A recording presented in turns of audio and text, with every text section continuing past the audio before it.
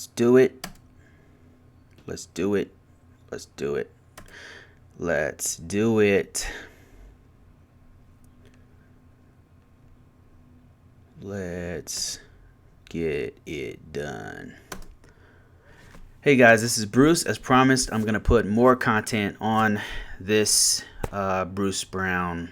I don't even know what I'm going to call this channel yet, but I've been getting a lot of questions from some of the old content that I created regarding security, being a security guy, coming from the security industry, IT security industry.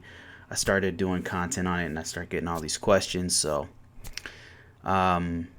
before we go any further though, before I answer any more questions about security, answering comments, if you guys want to contribute to the victims, if you want to help the victims of the tragic shooting that happened in Las Vegas, Nevada, you can go to this GoFundMe account here. Now, this is not something I created. This is created by a huge YouTuber named Casey Neistat. He's already raised almost $300,000. All of the proceeds go to the victims of the mass shooting that occurred. So if you want to, the link will be in the description after I'm done with this video, but you can also just go here, GoFundMe, Love Army Vegas, and like I said, all the money goes to the victims. So all right, that being said, let me just get right into some of the questions that I've gotten right here. And I am live. I've got somebody on here, Aya. Hello, how you doing, Aya? Just answering questions that commenting back to some statements I've gotten on my YouTube page. So let's start from the top. Broderick Camel says, really helpful, man.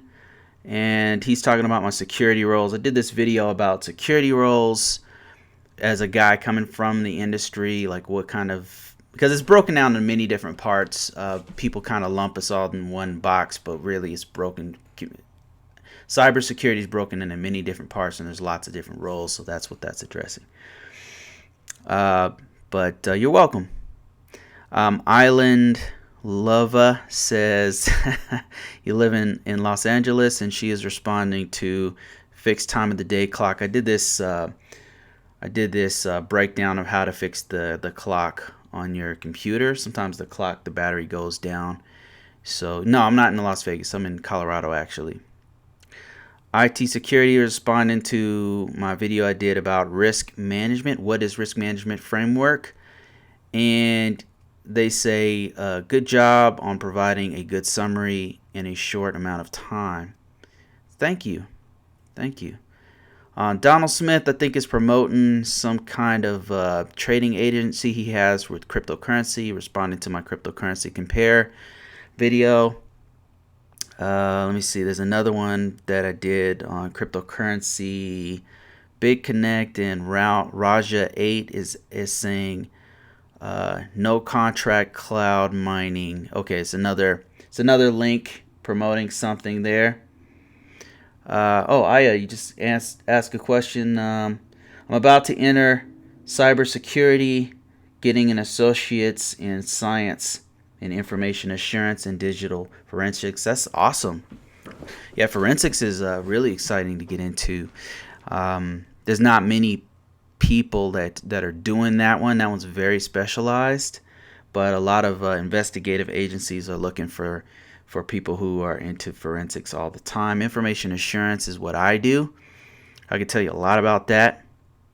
All right, so moving on to some other questions. One of the main questions I want to respond to that kind of triggered me, what came from Miss J. And she says, awesome, I was military police in the Navy, got into IT in the same year that I got out.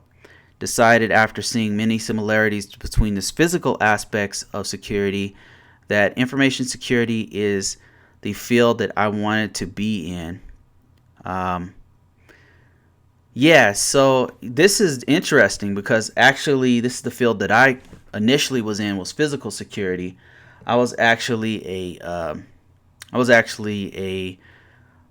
security specialist is what they called it. Really, I was a weapons specialist. So they trained me on all of these different weapons so that I can be like a glorified security guard for aircraft.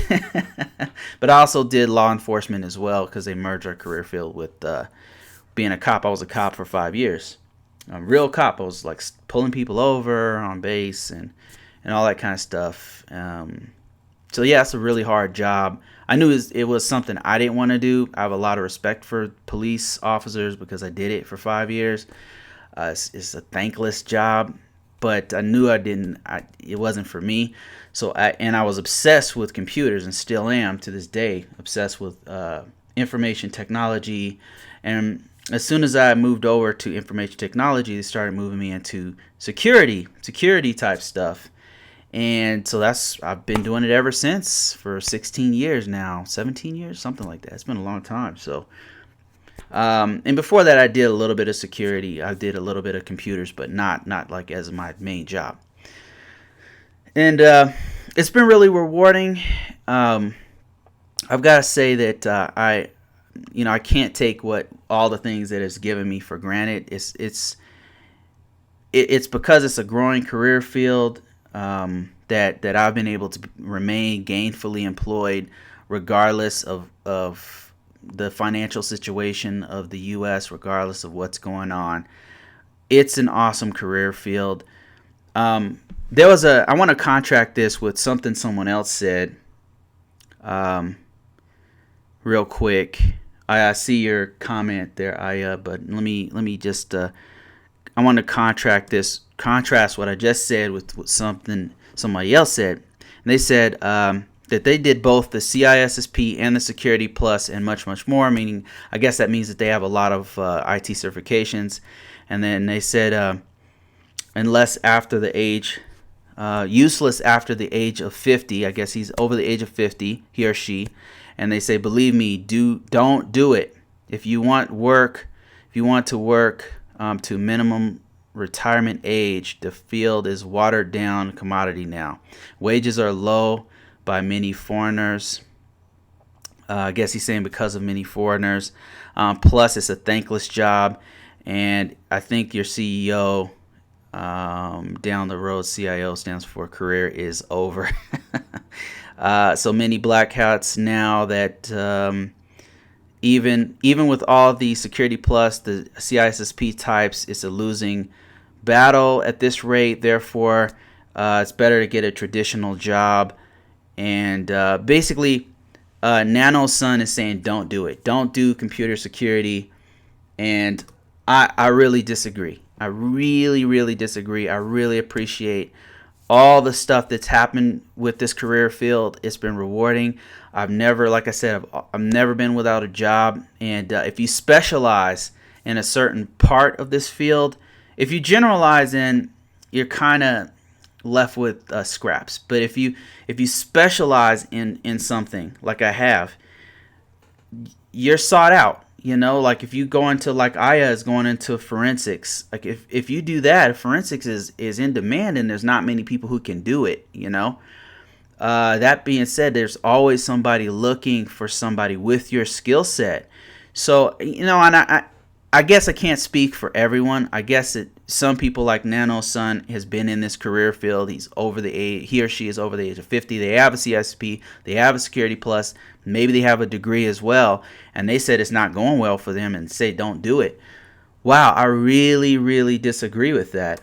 It's been awesome for me. I haven't been without a job since I started.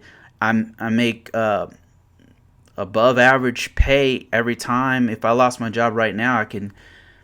Round the corner from me, there's a place that they just emailed me a job that I could potentially go interview for. It's just been if I sit here and agreed with Nano's son,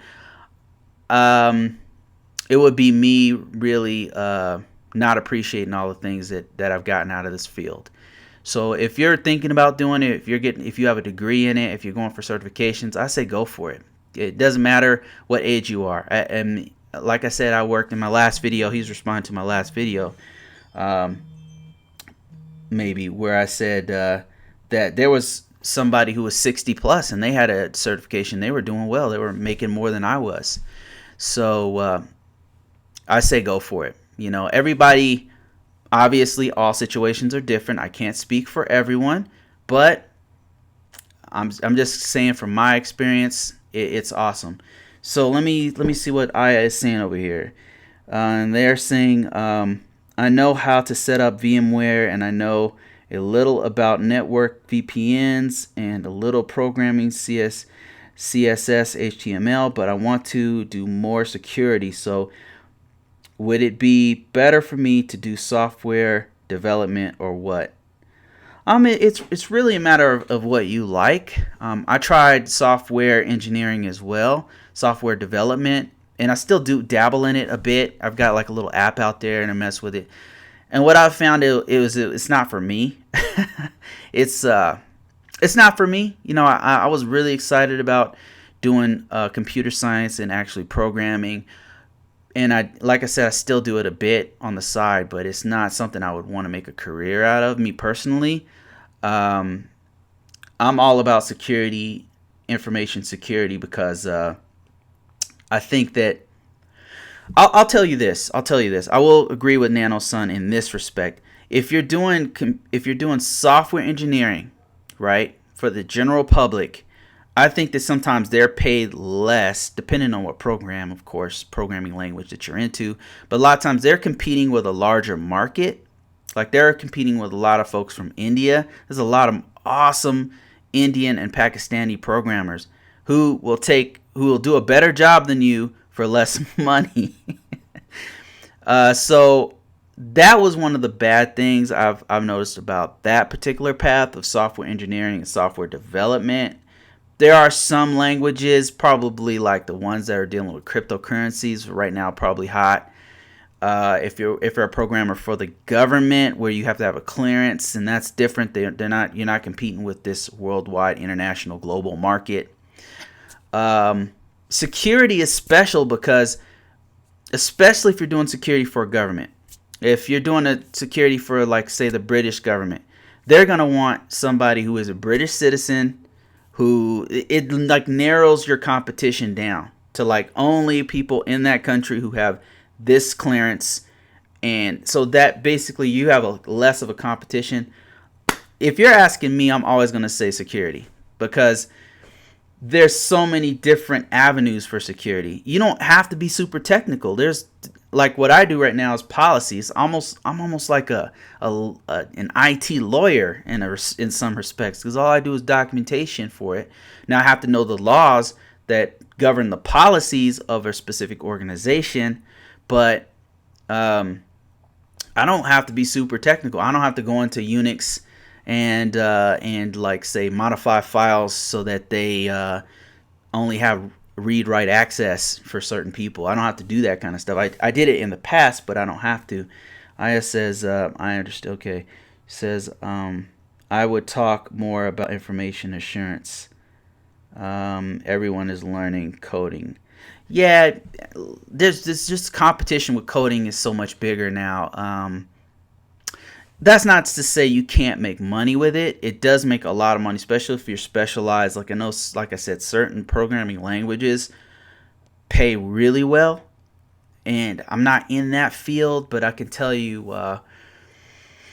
the specialized ones like assembly language. I don't even know if they still do assembly language, but the lower level languages, the harder ones, I know that they're rare. It's rare to find people who do those, and who have the mindset to do those and the patience. So the languages that are very rare, the newer languages that are very rare, languages that are in a very hot market, like right now, cryptocurrency, I think those pay pretty good. And if you're a good programmer, you're never going to be without a job. But your career, your competition is much bigger. So I would go with security. Okay, and you say they have the IT so divided. I just want to be more on the security side, so I think that the degree is the most focused. Yeah, I would say VMware also is great stuff to know because everything's going virtual now, virtual servers.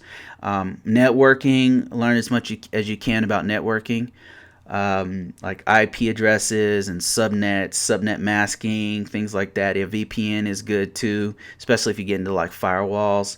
Um, but languages, yeah, I honestly, I I'm not in that field, but I have worked with programmers before.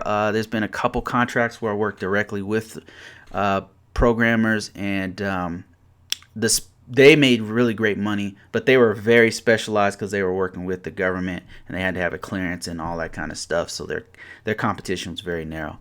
So let me see if there's any other comments here that can piggyback and add to this conversation we're having here. Um, Got another one here. Oh, okay. NanoSun goes on to say, plus, as you may know, uh, like like possibly you. Okay, I'm not sure what he's saying there. Both. Oh, you may have a 4-year. May have a 4-year degree, but he or she doesn't have to recertify every couple of years. Just maybe some fluff CEU classes. I guess they're taking a shot at the certification, IT certifications. And then another thing he says is he recommends or she recommends, I wish I would have tried harder to be an electrician. Trust me. Time goes really fast, and if you get married and have kids, it will go even faster. Computers and networking is better as a hobby. Man, I really disagree with this statement. Really, it's been so rewarding for me, and I don't know like what's the difference between NanoSun and myself. I'm not sure what's the difference, but I'm always blown away when people say that they can't find a job, especially in IT.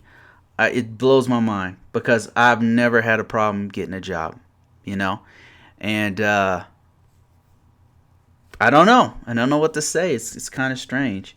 And he says, I want to pursue this also, and I hope that I have what it takes to succeed in that field. And honestly, it's been a lot of hard work to get to this point, the point that I'm at. To say I'm secure, to sit here and to work from home, things like that, and get all these different contracts and stuff. It's really, I have many years of experience doing this. I have multiple disciplines. I've done firewalls, I've done networking, engineering, I've done all of these different things, and now I'm doing security policy. Got a degree, certifications. It was a lot of hard work. I'm not trying to sugarcoat it, but if I can do it, anybody can do it. And it's I'm trying to figure out why NanoSun would say that.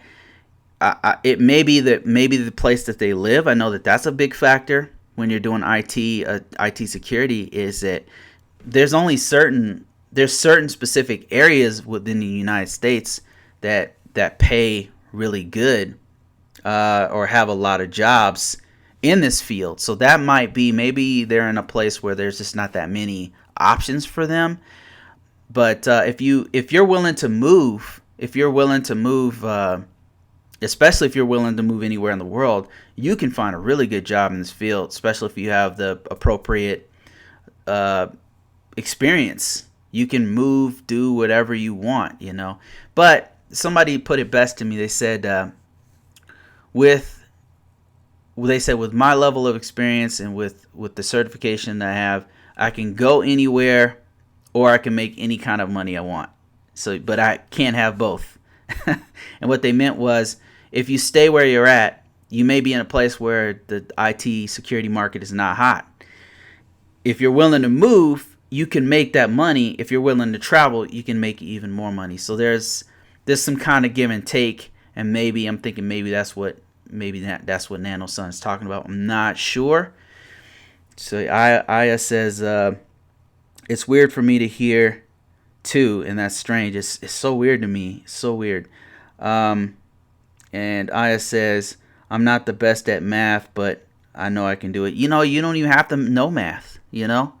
My math goes up to like algebra, pre-algebra. That's what I know. And I rarely ever use any of that. I mean, I think the only math that I have had to use is when you get into subnet masking for networking. And if you're not a networking guy, you don't really have to know that really well. Is Florida a place to succeed in this field? I think parts of Florida. I know that I taught one time in South Florida because they have Southcom over there. They have a couple of DoD organizations down there. So South Florida has some jobs. And there's something I'm missing. There's something I'm missing about Florida. I know that there's a couple of other ones, and I can't think of them off the top of my head. But there's some other places around Florida, like Pope.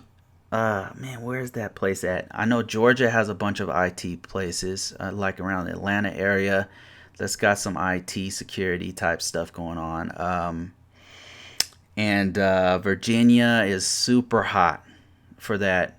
DC area, super hot. Now, that's not a place that I personally would like to live, but but I know that those areas are really hot. I know Florida has positions there, so I would definitely check it out. Florida, you know, if you'd said something like Omaha, Nebraska, I would say no, not much. You know, but Florida I know has some stuff going on over there. Let me see if there's any other questions I can answer here. It's mostly people advertising.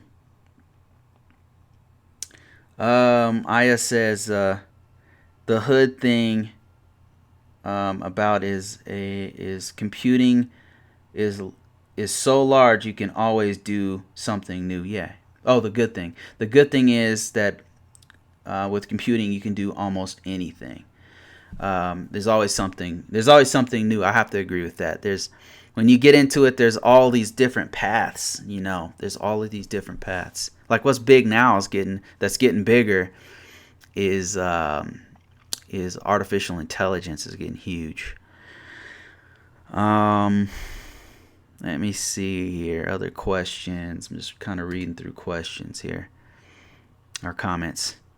Somebody else responded to the IT security stuff. He said, "Thank you so much for sharing your wisdom." You're welcome.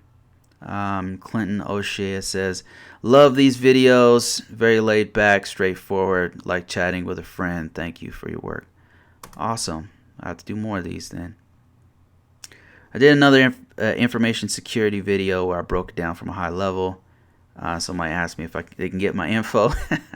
I've gotten jobs from just my blogs doing this stuff.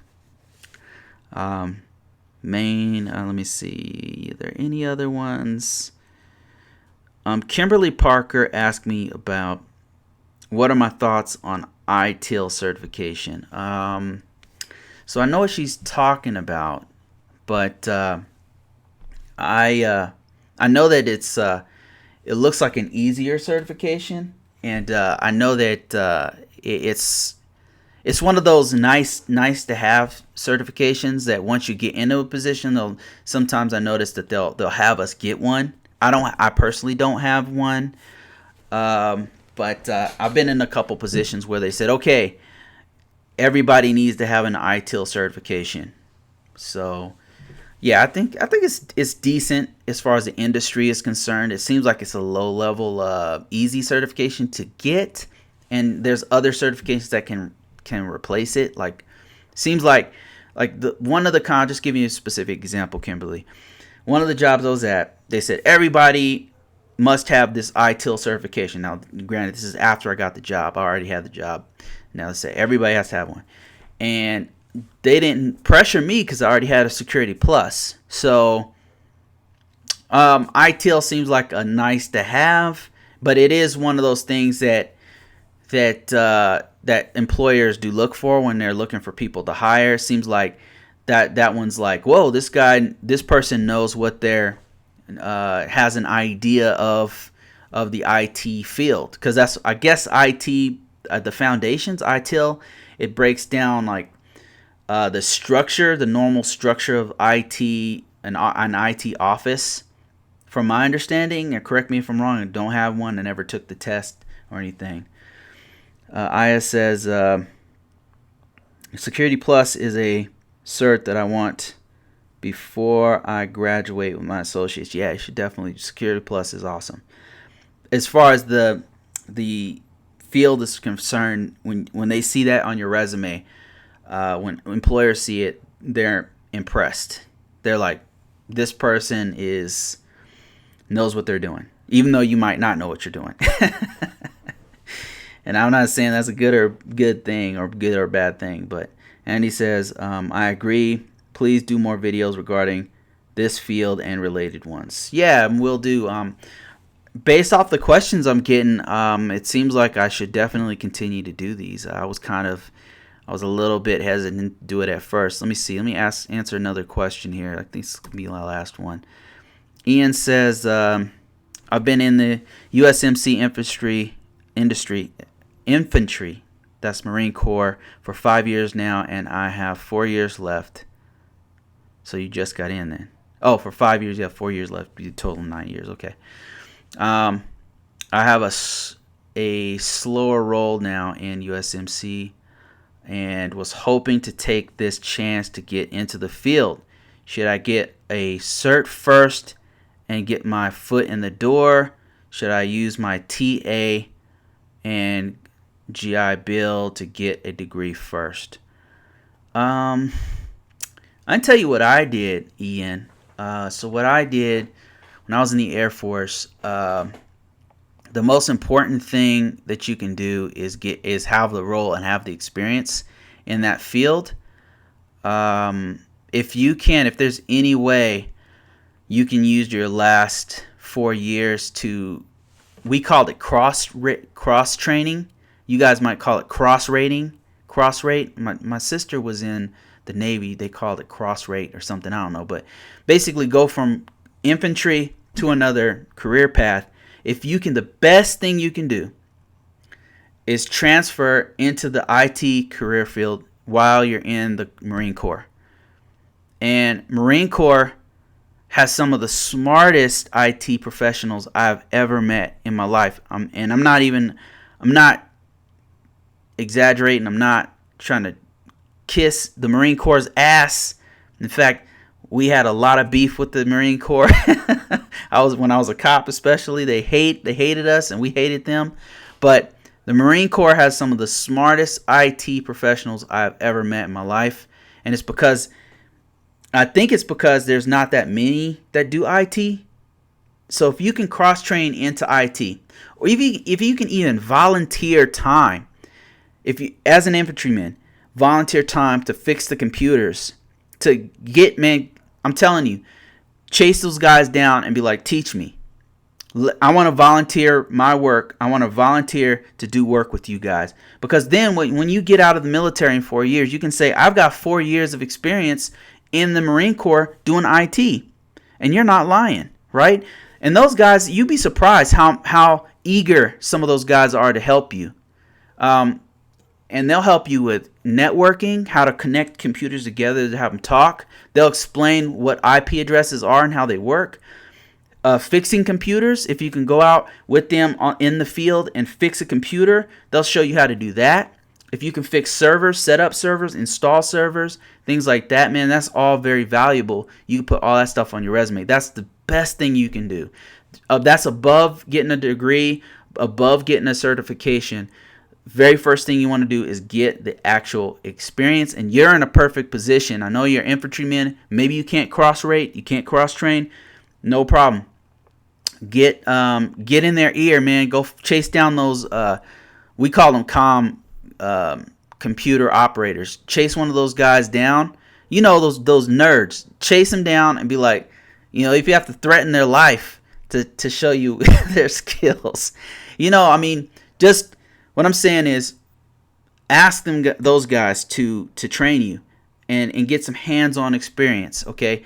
Now, as far as the degree and stuff, I would say the degree is more important than the certifications. I would put the degree above the certifications, just because the degree is going to give you this bird's eye view of the whole of the body of knowledge you're going to have to know. A certification is really for people who are already in the industry, meaning they already know what they're doing. The certification is supposed to like very basically validate that you know what you're doing. Not that it does that, but that's what it's for. So I would say, number one, chase some guys down, volunteer if you have to, cross train if you can, and go into IT while you're in the Marine Corps. Get 4 years of solid experience, even if it's just side work. Okay.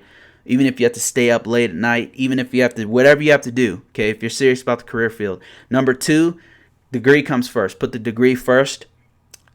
What will happen with your experience and your degree is that you're going to just start knowing things. It's going to just start coming natural to you. Just like as an infantryman, you just start getting familiar with the gun, right? You just start knowing it. You could probably break down an M4 blindfolded, take out the bolt, take out the firing pin blindfold, right? After a while, that's how IT gets. You just start to get this. It starts to become natural to you. Once you get to that feeling, once you start to understand how it works, whether it's networking or software engineering or fixing computers from scratch or whatever you decide to do, then start thinking about a certification. That would be my advice to you. So. And I know that was like long-winded. So what I'll do is I'll take this and take the time stamp of this video and give this to you, Ian. Aya says, you're like my number one resource now. What? That is crazy. I'm 27 and I'm not too late to enter this field, right? I don't think so. No, absolutely not. I started when I was like 25 doing this stuff.